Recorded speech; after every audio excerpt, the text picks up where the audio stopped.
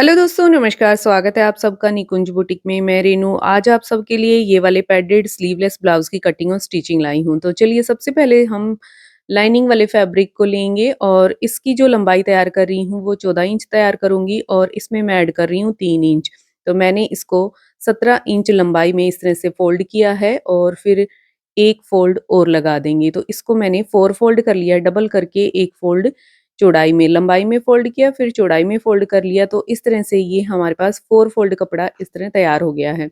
और आपको कितना फ़ोल्ड करना है, जैसे मैं तैयार कर रही हूँ 8.5 तो 12 इंच मैंने करीब इसको ले लिया है और करीब-करीब 3 साढ़े 3 इंच मैंने इसमें चौड़ाई रखी है। तो आप 2.5 से 3 इंच कम से कम रखें और इस तरह सबसे पहले कपड़े को अलग कर लूँगी जितना पार्ट हमें चाहिए है और एक्स्ट्रा जो लाइनिंग वाला कपड़ा है उसको हटा देंगे।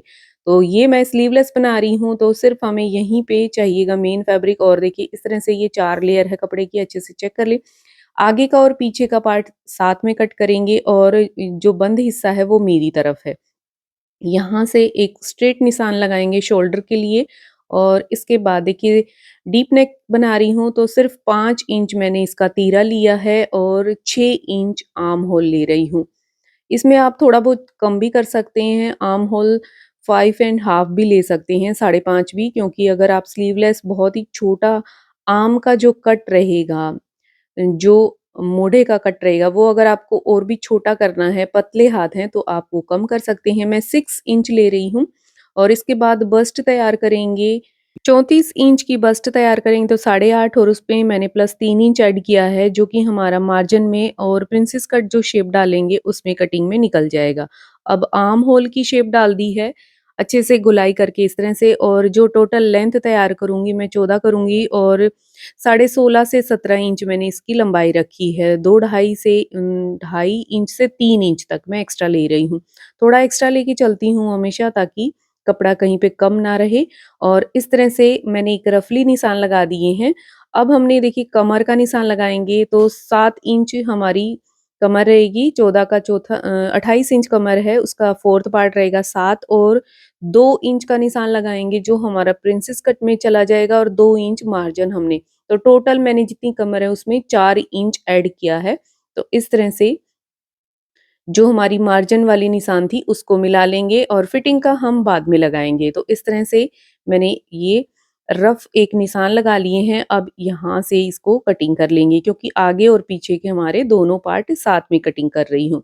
तो इस तरह से देखिए ये हमारे पास 2 पार्ट हो गए हैं, दोनों को अलग-अलग कर लें इस तरह। शोल्डर पे जॉइंट है हमारा और यहाँ पे इसको इकट्ठा जो है कटिंग कर लेंगे, दोनों को अलग-अलग हो गए हैं। अब हमने मेन पार्ट को लेना है, जो मेन फैब्रिक है उसको लेना है और सेम तरीके से जैसे हमने लाइनिंग को फ़ोल्ड किया था ना, सेम तरीके से इसको भी 4 फ़ोल्ड पहले लंबाई में और चौड़ाई में इस तरह से डबल करके रख दिया है। तो हमारे पास ये 4 लेयर हो गई हैं। अब हमने जो लाइनिंग कट की है, सेम लाइनिंग को रखेंगे और मेन फैब्रिक के ऊपर और इस तरह से कटिंग कर लेंगे। इसमें भी हमारे दोनों आगे और पीछे के पार्ट कटिंग हो गए हैं। चेन आप लगाते हैं तो इस तरीके से कटिंग करेंगे, बहुत ही आसान रहेगा। पहले मैं इस तरह से मैंने जॉइंट कट कर लिया था और बाद में मैंने बैक हुक लगाए हैं, तो वो भी आपको बाद में दिखाऊँगी कि कैसे इस तरीके से आप बना सकते हैं। अब देखिए फ्रंट पार्ट को कटिंग करेंगे, प्रिंसेस कट हमने कट करना है तो शोल्डर से एक निशान लगाएँगे और जो हमारा डॉट पॉइंट बस्ट का जो पॉइंट आएगा वो हमारा है 10 इंच। तो क्लाइंट का जितना भी बस्ट पॉइंट रहता है आप वो चेक कर लें और उसके बाद ही यहाँ पे एक निशान लगाएँ।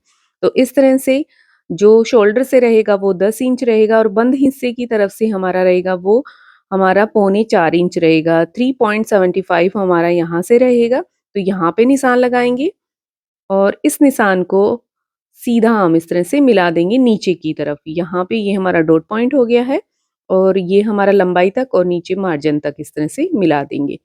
तो यहाँ से अब हमने देखना है जो प्रिंसेस कट हम लगा रहे हैं, वो कितना कट लगा रहे हैं। तो मैं ये 2 इंच पे लगा रही हूँ, अगर बस्ट आपकी हैवी है और भी आप 36 या 38 तक के लिए बना रहे हैं तो 2.5 इंच।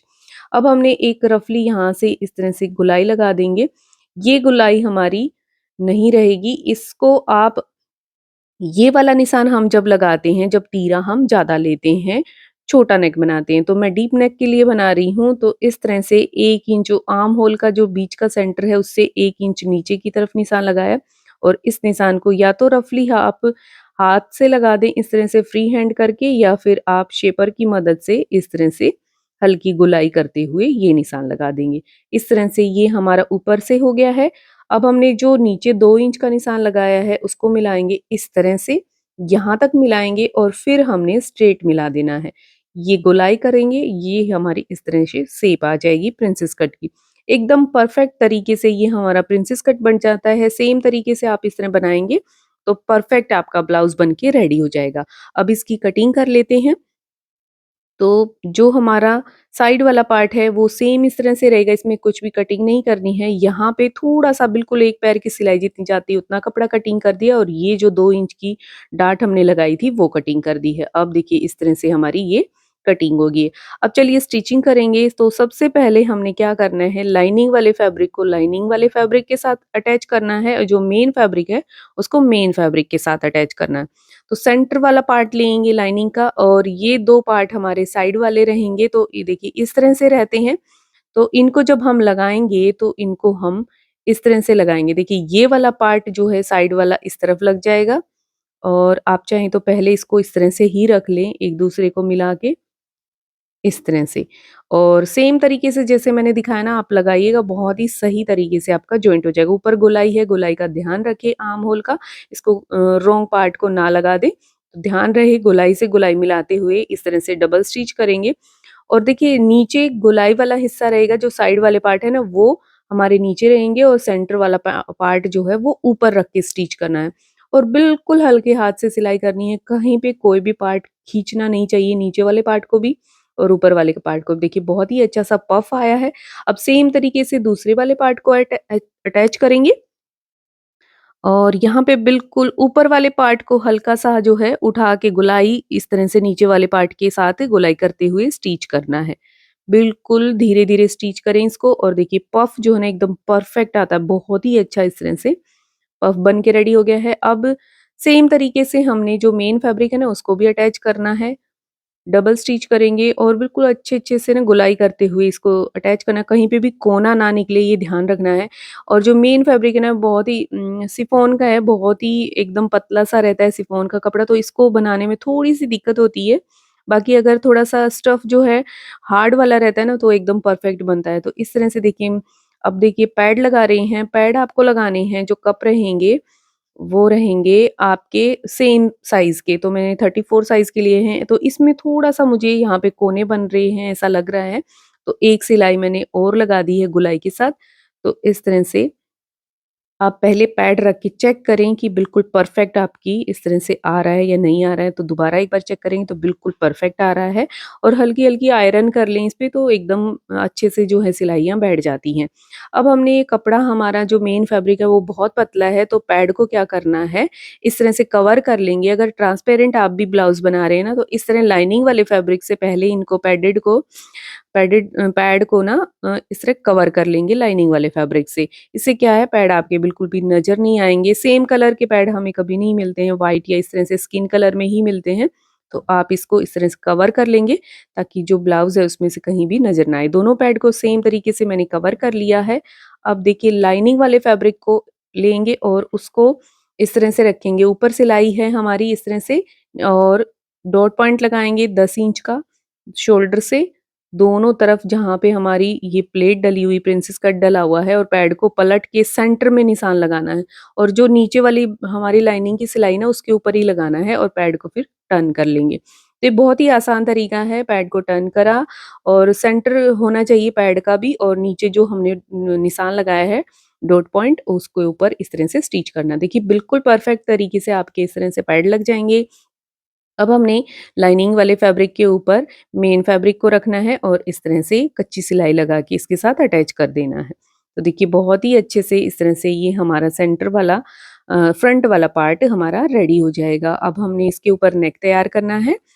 इस तरह कच्ची सिलाई होगी है, इस पे आयरन कर लें और सेंटर में भी एक सिलाई लगा दी है ताकि अच्छे से ये कपड़ा कहीं पे भी खिसके ना। जहाँ पे थोड़ा बहुत एक्स्ट्रा लग रहा है तो मेन फैब्रिक का थोड़ा-सा एक्स्ट्रा पार्ट लग रहा था वो मैंने कटिंग कर दिया। नेक मैंने ऑलरेडी कटिंग करके इस तरह से कपड़े के ऊपर पेस्ट कर लिए हैं। जो एक्स्ट्रा हमारा फैब्रिक है कपड़े का उसको इस तरह से गले के ऊपर टर्न करके स्टिच कर लेंगे। दोनों नेक को इसी तरह से मैंने रेडी कर लिया है। नेक की जो लंबाई चौड़ाई है वो आप अपने अकॉर्डिंग कर लें। मैंने 7 इंच आगे का और 10 से साढ़े 10 इंच बैक साइड का कटिंग किया है। अब बैक वाले पार्ट को लेंगे, बैक वाले पार्ट के ऊपर मेन फैब्रिक को रखेंगे लाइनिंग के साथ और इस तरह से सिलाई लगा के इसको पक्का कर लेंगे। अब हमने देखिए पहले मैंने चेन वाला डिसाइड किया था, लेकिन बाद में क्लाइंट ने बोला कि बैक हुक लगाना है, तो इस तरह से पहले शोल्डर से 10 इंच का निशान लगा के और 4 इंच चौड़ाई में मैंने प्लेट का टक्स का निशान लगा लिया, जैसे नॉर्मल ब्लाउज में लगाते हैं सेम तरीके से। फिर बाद में डिसाइड हुआ कि बैक हुक लगाने हैं, तो मैंने क्या किया, इसको सेंटर से कट कर दिया। पहले इस तरह से जो प्लेटें हैं वो लगा के इसको पूरा रेडी कर लिया था, लेकिन बाद में बात हुई कि मुझे बैक हुक चाहिए, तो बैक हुक के लिए मैंने इसको बाद में सेंटर से कट किया, वो भी दिखा देती हूँ किस तरीके से किया है। तो दोनों प्लेटों को इस तरह से लगा लेंगे। ये हमारी प्लेटें लगी हैं बैक साइड की। अब देखिए इसको आयरन करके इसको बीच से फ़ोल्ड कर लिया मैंने और यहाँ पे नेक का जो कट होता है सेंटर का वो भी लगा लिया और फिर इसको आयरन करके मैंने इस तरह से रखा और फिर सेंटर से इस तरह से कट कर लिया। तो अब यहाँ पे मैंने नेक रेडी करना है, नेक को भी कटिंग करना पड़ेगा। पहले इसको मैं स्टिच कर लेती हूँ ताकि मेन फैब्रिक लाइनिंग के साथ चिपका रहे। इस तरह से यहाँ से स्टिच कर लिया है। अब जो नेक है वो भी मैंने रेडी कर लिया था नॉर्मल बंद वाले हिस्से की तरीके से, लेकिन अब बना रही हूँ बैक हुक, तो इसको भी इस तरह से कटिंग कर लूँगी। सेंटर से फ़ोल्ड कर दिया है और इस तरह से सेंटर से इसको कटिंग कर दिया है फ़ोल्ड में से। अब हमने इस तरह से लगा के चेक कर लेना है कि कितना आपका लेंथ आ रहा है। इस तरह से शोल्डर से मैंने चेक किया तो 10.5 इंच करीब इसकी नेक बनेगी और जो पट्टी रहेगी वो मेरी 3 से साढ़े 3 इंच की इस तरह रहेगी, क्योंकि 14 इंच का तैयार कर रही हूँ ब्लाउज़ और गले को इस तरह से इसके ऊपर रख के बिल्कुल किनारे-किनारे पे मैंने सिलाई लगा दी है, बुकरम पे सिलाई नहीं लगाई है और एक्स्ट्रा पार्ट है उसको कटिंग कर लिया है और छोटे-छोटे कट लगा के इस तरह से नेक को टर्न कर लिया है। बुकरम की तरफ मार्जिन को रखा और इस तरह से इसके ऊपर सिलाई लगा दी है ताकि गला जो है सफाई के साथ पलट जाए। अब हमने कच्ची सिलाई लगा के इस तरह से इसको स्टिच कर लेना है, बाद में जब तुरपाई करेंगे तो इस सिलाई को निकाल देंगे। अब हमने बैक हुक लगाने के लिए पट्टियाँ लगानी हैं, तो 2 इंच चौड़ी और लंबाई जितनी हमारी ये पार्ट बचा हुआ है करीब उतनी ही मैंने लंबाई ले ली है। थोड़ी-सी 1-2 इंच एक्स्ट्रा रखनी है, 1 से डेढ़ इंच, ताकि ऊपर की तरफ हम फ़ोल्ड करेंगे तो देखिए जैसे वीडियो में दिखाया गया है सेम तरीके से आप लगाइएगा। इस तरह से जो हमारा राइट साइड का मेरा हिस्सा है उसपे मैंने डेढ़ इंच की पट्टी लगानी है। मैंने तो 2 इंच रखी है, बाद में इसको कटिंग करूँगी। तो ये हमारी रहेगी अंदर की तरफ जो टर्न होती है वो वाली पट्टी रहेगी और जो लेफ्ट साइड में लगाऊँगी वो रहेगी बड़मा पट्टी। तो ये इसको इस तरह से मैंने फ़ोल्ड कर दिया है और यहाँ पे इस तरह से सिलाई लगा दी है ताकि ऊपर की तरफ जो है नज़र ना आए कपड़ा, और इस तरह से अंदर की तरफ फ़ोल्ड करते हुए इसको स्टिच कर लिया है।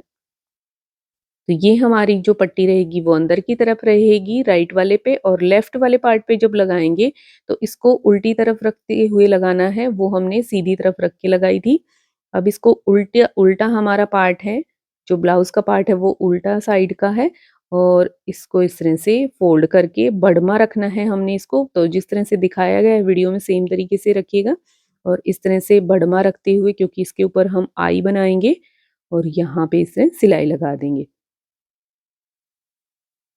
तो ये हमारी पट्टी लग के रेडी हो गई हैं। तो बैक वाला पार्ट हमारा रेडी हो गया है। अब हमने फ्रंट वाले पार्ट पे नेक रेडी करना है, तो सेंटर का इस तरह से फ़ोल्ड करके कट लगा लिया है और यहाँ पे देखिए ये मैं जो नेक बना रही हूँ ना, वो हार्ट शेप का है या इस तरह से पान शेप का भी बोलते हैं। तो इसका जो सेंटर है वो चेक कर लेंगे, 10.5 जो है सेंटर है, तो आपने नेक का भी सेंटर अच्छे से चेक कर लेना है और यहाँ पे इस तरह से बिल्कुल एग्ज़ैक्ट जहाँ पे नोक आ रही है, वहीं पे सेंटर भी आना चाहिए। तो बिल्कुल अच्छे से इसको रखेंगे और फिर पिन अप कर लेंगे ताकि ये खिसके ना, और बिल्कुल सेंटर से सेंटर मिलाया और फिर हमने इस पे बिल्कुल किनारे से सिलाई लगाते हुए इसको स्टिच कर लेना है। तो इस तरीके से बिल्कुल किनारे-किनारे पे बुकरम पे मैंने सिलाई नहीं लगाई है, बुकलम बुकरम के बिल्कुल साथ-साथ में सिलाई लगाई है। तो आगे का भी इस तरह से नेक हमने स्टिच करके रेडी कर लिया है। अब जो एक्स्ट्रा अंदर फैब्रिक है उसको कटिंग करेंगे। तो पहले चेक कर लें बैक साइड में जो हमारा ठीक सेंटर आ रहा है या नहीं, तो बिल्कुल परफेक्ट आ रहा था।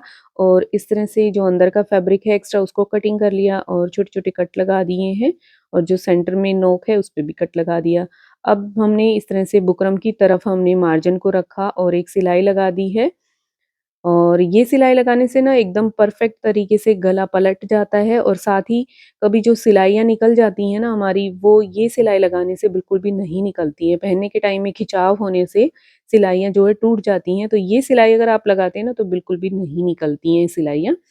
अब हमने इस तरह से देखिए इसको फ़ोल्ड करके एक कच्ची सिलाई लगा लेनी है। जब हम तुरपाई करेंगे तो इस सिलाई को निकाल देंगे। तो बखिया हमने यहाँ पे लगाना है अच्छे से। आगे का और पीछे का जो हमारा पार्ट है ऑलमोस्ट तैयार हो गया है। अब हमने क्या करना है, शोल्डर जॉइंट करने हैं। तो दोनों पार्ट को इस तरह से जो बैक वाले हैं ना उन पे एक कच्ची सिलाई लगा ली है ताकि फिटिंग करने में आसानी हो, बाद में ये सिलाई हम निकाल देंगे। अब देखिए शोल्डर पे शोल्डर इस तरह से रखना है और इस तरह से सिलाई लगा के इसको कंप्लीट करना है। आप चाहें तो यहाँ पे गुम सिलाई भी लगा सकते हैं, मैं इसी तरह से लगा रही हूँ क्योंकि दोनों तरफ बुकरम लगी हुई है। थोड़ा-सा गुम सिलाई करने में मोटा हो जाता है यहाँ से, तो मैंने इसी तरह से सिलाई लगा दी। बाद में हम इंटरलॉक करके इसको पैक कर देंगे। एक्स्ट्रा फैब्रिक वगैरह या धागे हैं तो शोल्डर पे कटिंग कर लें और फिर हमने देखिए यहाँ पे चेक करना है कि हमारे पार्ट जो हैं लंबाई में कितने हैं। जितना भी एक्स्ट्रा पार्ट है उसको इस तरह से 14 इंच पे मैंने निशान लगाया, 14 इंच पे हम इसको फ़ोल्ड करेंगे और जो एक्स्ट्रा पार्ट हो तो उसको कटिंग कर लें और जितना फ़ोल्ड होने में जा रहा है उतना रख लें। इस तरह से मैंने दोनों तरफ आगे और पीछे निशान लगा लिए और इसको जो है फ़ोल्ड कर लेंगे। पहले आगे वाले पार्ट को फ़ोल्ड करेंगे। 14 इंच हमने इसकी लेंथ को रेडी करना है। इस तरह से बखिया लगा देंगे, बाद में मैं इस पे तुरपाई करूँगी। दोनों पार्ट को इसी तरह से फ़ोल्ड करके रेडी कर लेना है। आप चाहें ना तो इसको गुम सिलाई भी लगा के रेडी कर सकते हैं, बाकी मुझे ज़्यादा अच्छा लगता है इस तरह से फ़ोल्ड करके। तो दोनों हमने आगे और पीछे के पार्ट को रेडी कर लिया है। अब इस तरह से रखेंगे और जो पैड है उनको टर्न कर लेंगे ताकि फिटिंग करने में आसानी रहे। इस तरह से अब हमने आर्म होल पे ये उरेबी पट्टी लगानी है। 2 इंची उरेबी पट्टी है और इसको इस तरह से रखेंगे। फिटिंग हमने बाद में करनी है, पहले हम ये आर्म होल पे पट्टी लगाएँगे। लाइनिंग वाले फैब्रिक की 2 इंची पट्टी रखी है मैंने और इस फट पट्टी को जो है 1.5 इंची पट्टी है, 2 इंची नहीं है। 2 इंची थोड़ी-सी ज़्यादा हो जाती है, 1.5 इंची पट्टी रखी है और इस तरह डबल फ़ोल्ड करके एक पैर की सिलाई लगाते हुए मैंने इसको अटैच करा है। तो इस तरह से पूरे आर्म होल पे आगे और पीछे वाले पार्ट पे इस तरह से इसको स्टिच कर लेंगे। फिर हमने इसको टर्न करके पट्टी वाली तरफ मार्जिन को रखना है और इस तरह से एक पैर की सिलाई लगा के इसको टर्न कर लेना है। ऊपर का जो है इस तरह से बकिया लगा देना है। फिर हमने इसको पलट के एक सिलाई और लगा लेनी है। अगर आप इस तरह से इसमें तुरपाई करना चाहते हैं तो इस पे आप तुरपाई भी कर सकते हैं या इस तरह से जैसे मैंने वीडियो में दिखाया गया है परमानेंट सिलाई भी लगा सकते हैं। ये सिलाई भी ठीक लगती है। और जिनको बिल्कुल भी सिलाई नहीं दिखानी है वो तुरपाई कर लें। अब इस तरह से मैंने फिटिंग के निशान लगा लिए हैं और इस तरह हमने देखिए थोड़ा-सा मैंने अंदर की तरफ सिलाई लगाई है। आर्म होल जब इस तरह से आप स्लीवलेस बनाते हैं, तो थोड़ा-सा जो फिटिंग है उससे अंदर की तरफ सिलाई लगाएँ। उससे क्या होगा, आर्म होल आपके लूज़ नज़र नहीं आएँगे। तो इस तरह से नीचे कमर पे निशान लगा लिया है और जो फिटिंग है हमारी बस्ट की वो निशान लगा लिया है। बस्ट ऊपर से जहाँ आर्म होल खत्म हो रहा है, आर्म होल पे बिल्कुल एक पैर की सिलाई अंदर की तरफ स्टार्ट कर दी है। तो इससे क्या है, आर्म होल नू लूज़ नहीं लगेंगे।